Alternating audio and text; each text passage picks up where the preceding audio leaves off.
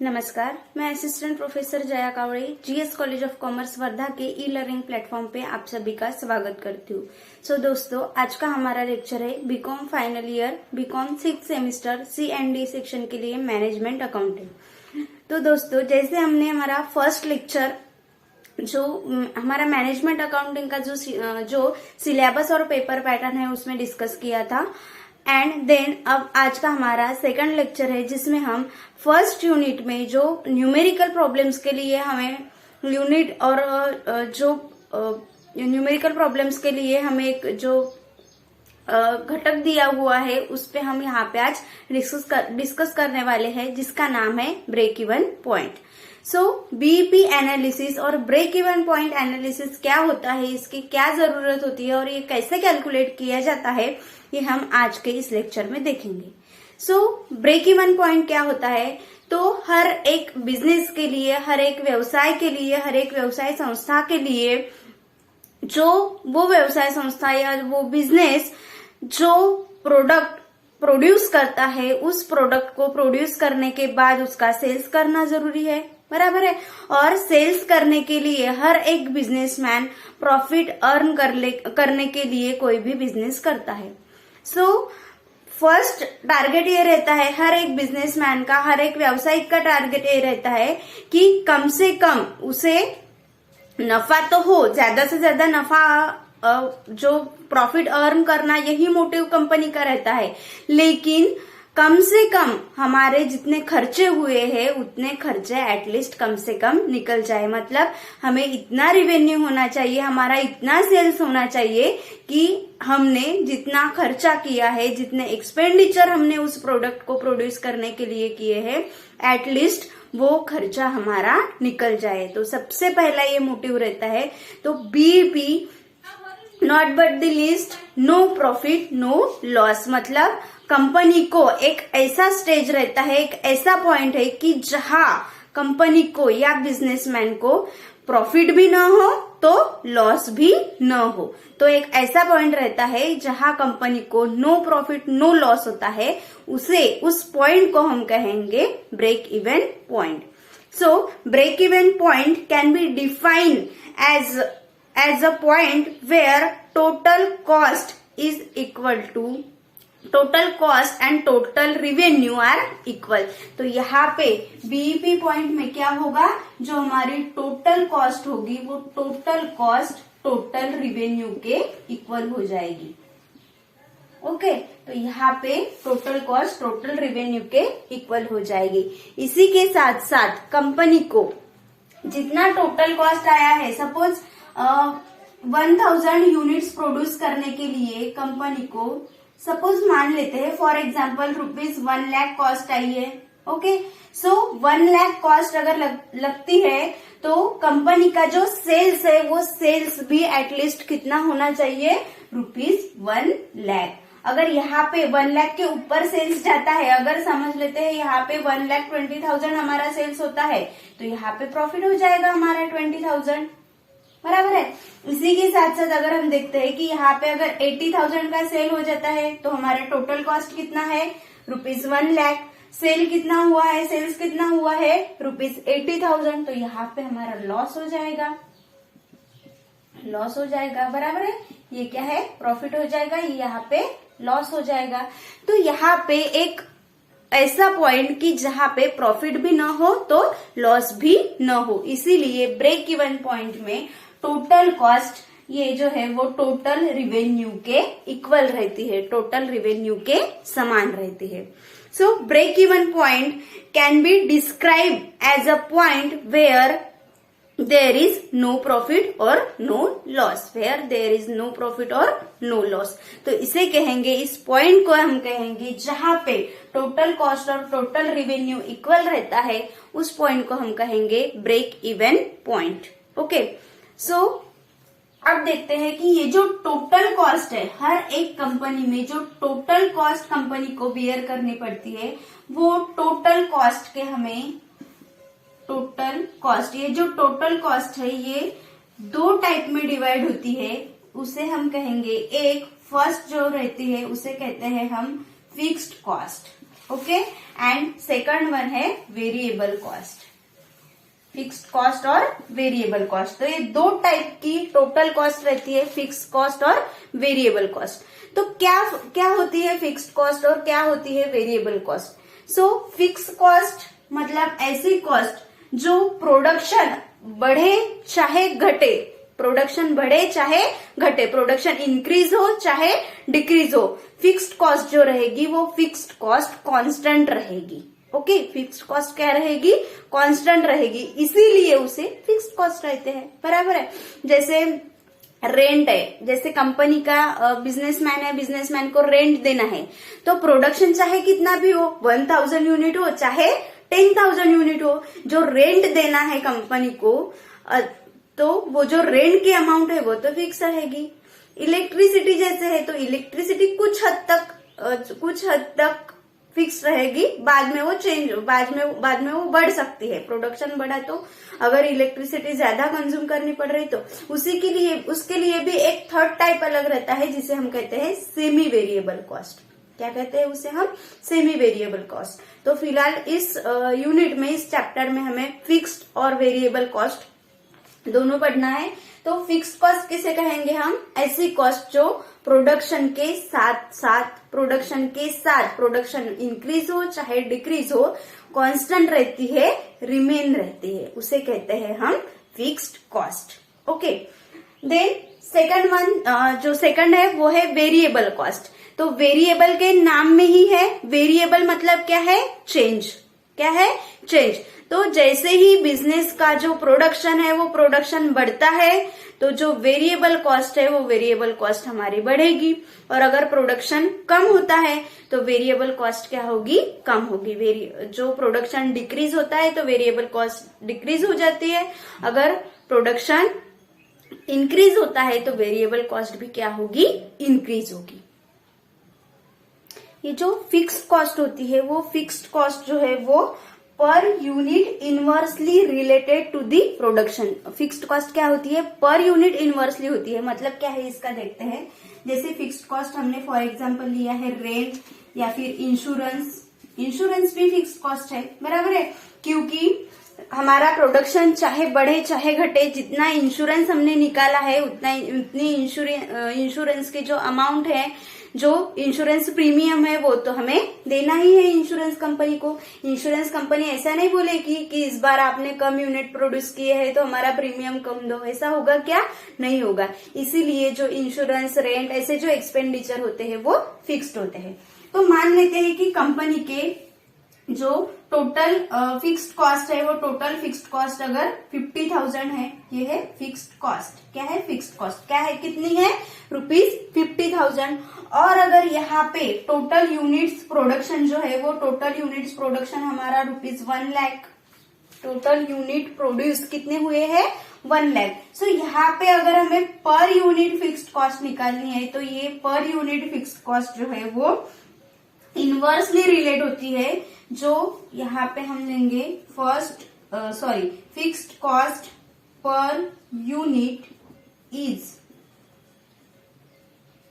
Inversely related to the production, okay. So अब ये inversely relate कैसे करती है? तो यहाँ पे अगर हम प्रोडक्शन बढ़ाते हैं, क्या होता है?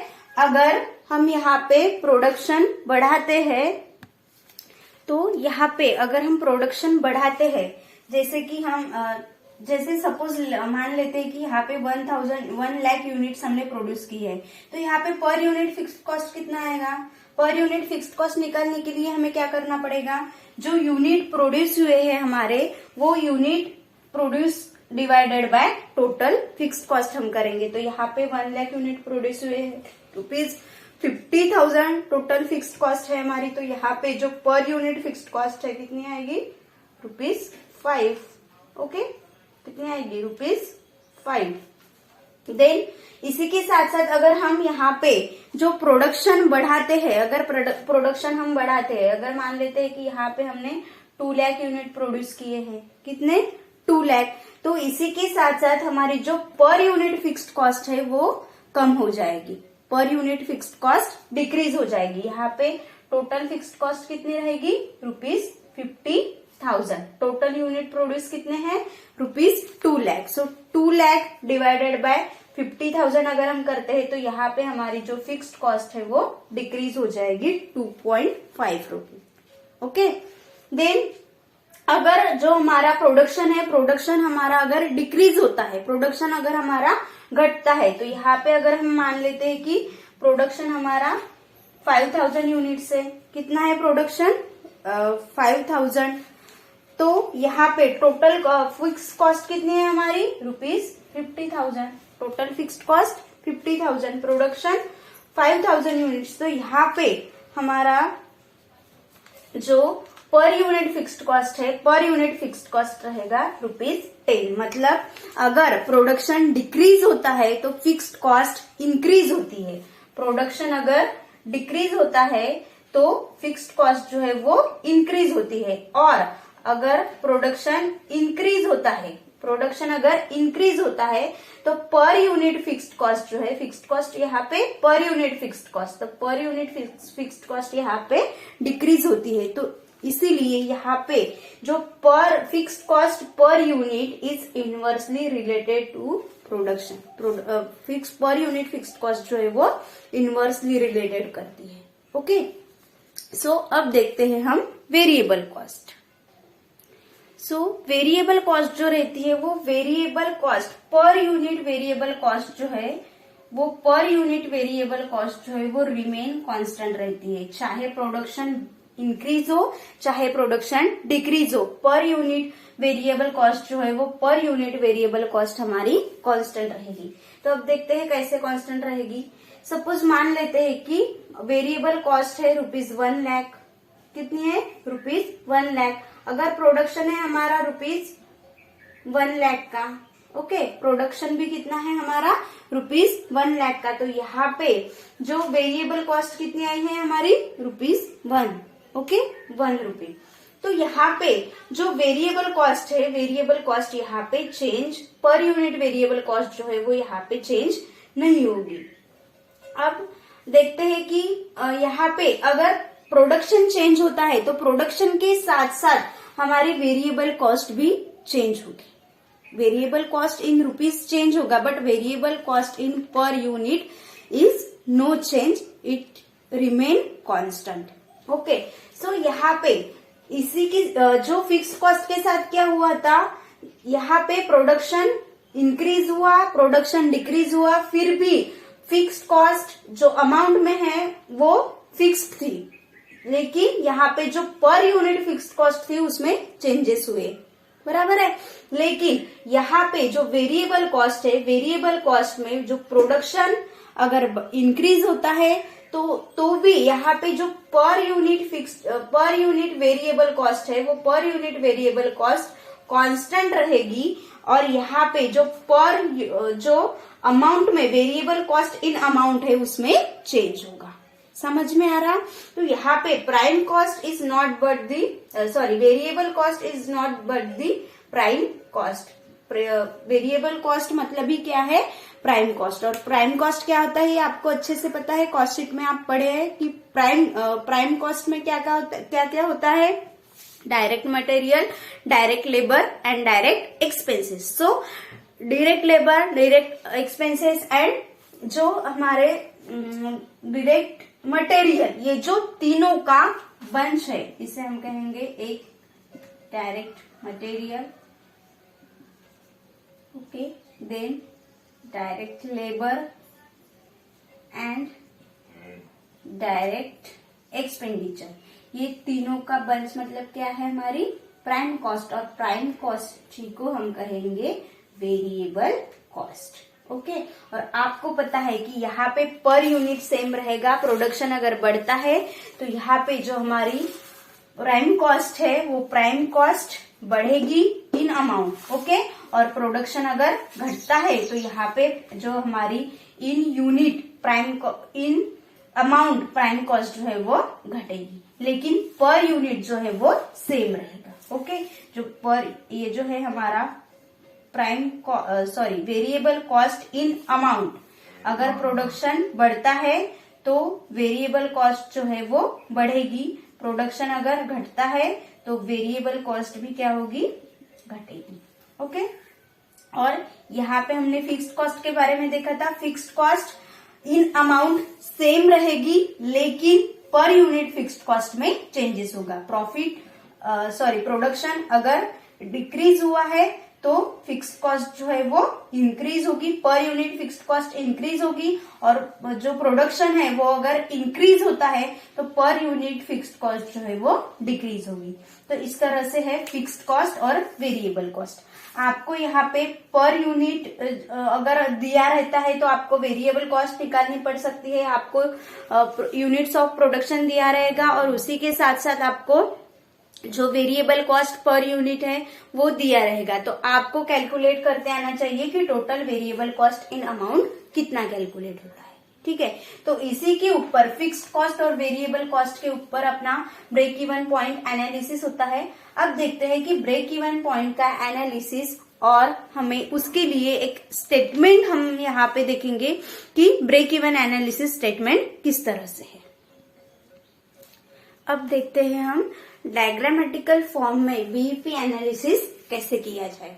तो यहाँ पे मैंने एक जो डायग्राम निकाली है उसमें एक्स एक्सिस, वाई एक्सिस और यहाँ पे 0 से जो है वो यहाँ पे अगर हम लेते हैं यूनिट्स ऑफ प्रोडक्शन अगर हम लेते हैं तो यहाँ पे यूनिट्स आएंगे।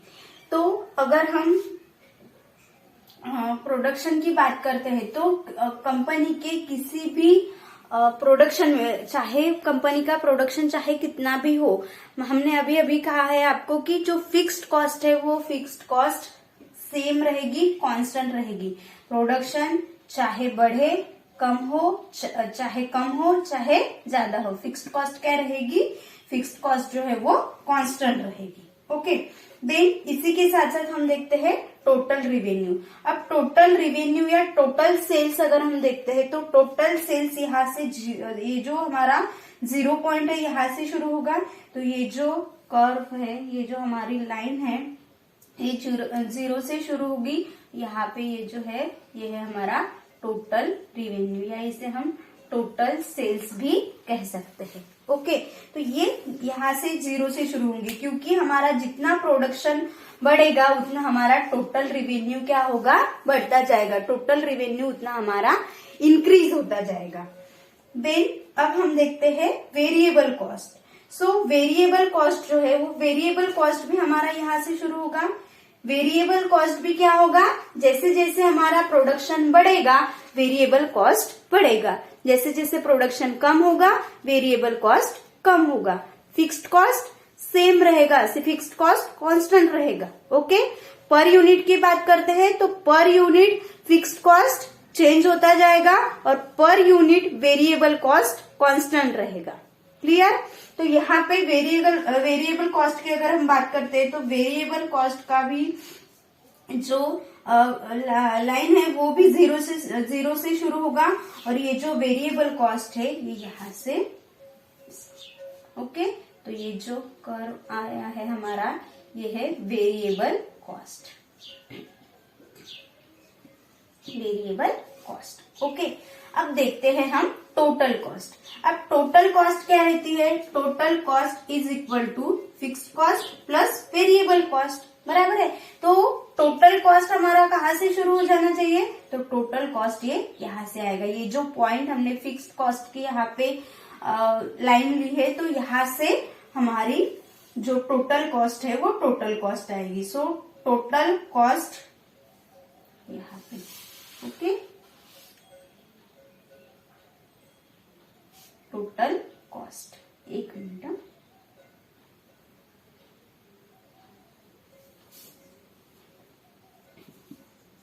Total cost. ओके, इस टोटल कॉस्ट में ये टोटल कॉस्ट हमने यहाँ से क्यों लिया, अगर यहाँ से लेते तो फिक्स्ड कॉस्ट हमारा इसमें इंक्लूड नहीं होता, क्योंकि फिक्स्ड कॉस्ट तो हमारा यहाँ से शुरू हो रहा है। अगर हम यहाँ से लेते हैं तो वेरिएबल कॉस्ट भी हमारा इसमें इंक्लूड हो गया और फिक्स्ड कॉस्ट भी इसमें इंक्लूड हो गया, इसीलिए, क्योंकि टोटल कॉस्ट क्या है, fixed cost plus variable cost. तो यहाँ पे हमारा टोटल कॉस्ट का कर्व आया है।